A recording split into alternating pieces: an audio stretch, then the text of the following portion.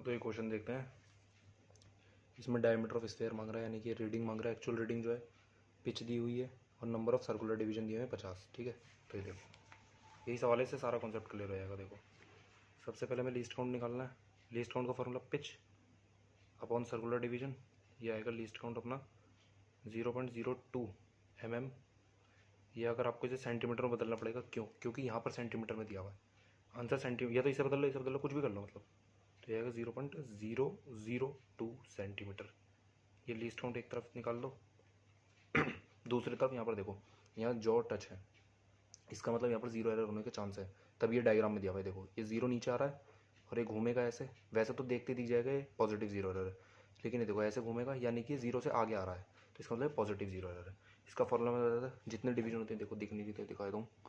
देखो 1 2 3 4 और 5, पाँचवें पे आ रहा जीरो, यानी कि इस जीरो से 5 लाइनें आगे हैं।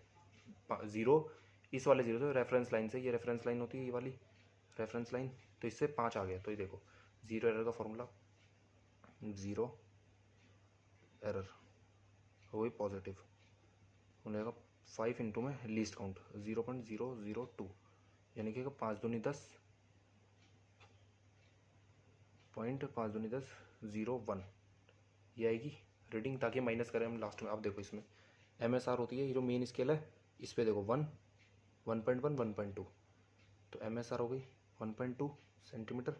CSR क्या होगी, सर्कुलर स्केल रीडिंग होगी। देखो जो इस रेफरेंस लाइन पे आता है 15 आ रहा है, 15 देखो साफ साफ दिख रहा है 15, तो यहाँ लिखो 15। अब फॉर्मूला लगाओ, तो रीडिंग का रीडिंग होगी 1.2 प्लस में 15 इंटू में लीस्ट काउंट ये रहा 0.002, तो होगी 1.2 प्लस में 15 दूनी 30 0.03, इतनी होगी, और इसे प्लस कर दोगे तो 1.23 सेंटीमीटर।